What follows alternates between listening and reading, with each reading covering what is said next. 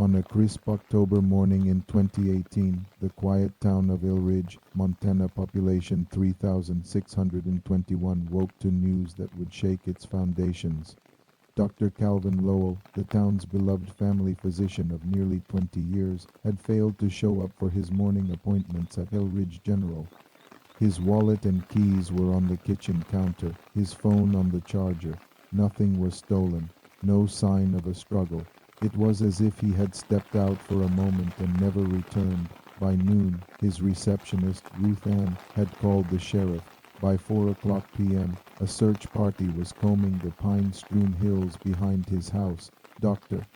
Lowell's Subaru was still parked in his driveway. The townspeople were stunned. Doc Lowell delivered half the babies in this county, murmured Pastor Green during that Sunday's service. If he's not safe here, who is? He wore a black hoodie, jeans, and a baseball cap, an outfit out of character for the usually polished doctor. Privately, friends say things had grown cold. Marianne hadn't reported her husband missing until Ruth Ann prompted her. Sheriff Tom Weller, a lifelong Ilridge native and high school friend of Dr. Lowell, led the investigation. But this wasn't space. This was something else.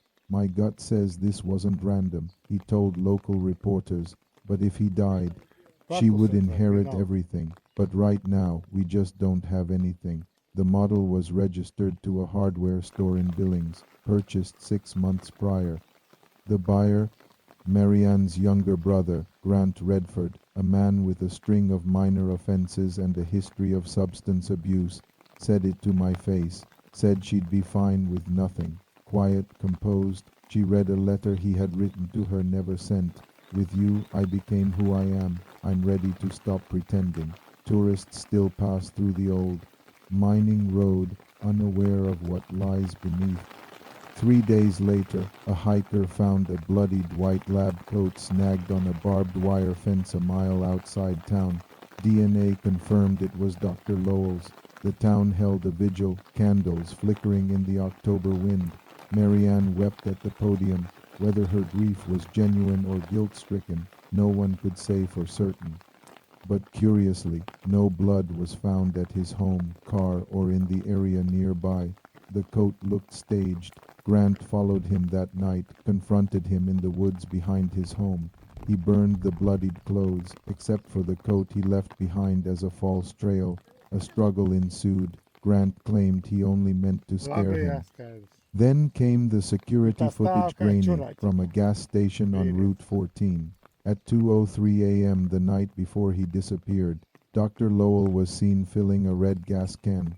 The town whispered, and money transfers from Dr. Lowell's bank account to a woman in Boise, Idaho, over $18,000 in the past year. Her name was Samantha Grady, 34, a former nurse. When questioned, Samantha admitted they had been in a relationship. He told me he was leaving Ilridge, that his life there was over.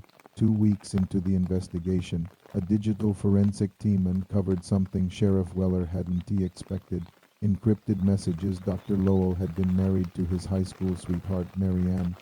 For 23 years, publicly, theirs was a picture-perfect marriage. She just said, he does this sometimes, he needs space, Ruth Ann testified. Then, the twist, police uncovered a prenup. If Dr. Lowell initiated a divorce, Marianne would walk away with almost nothing. Suspicion now pointed to Marianne, but there was no physical evidence until the discovery of a GPS tracking device planted under Dr. Lowell's Subaru. Grant had always been fiercely protective of his sister. When pressed, he cracked. He was going to leave her for that tramp.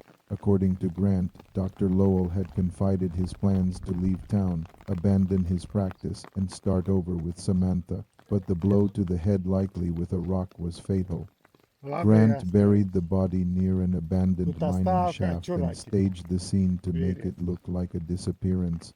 The search party eventually recovered Dr. Lowell's body, a shallow grave nestled in the forest. Grant was charged with second-degree murder.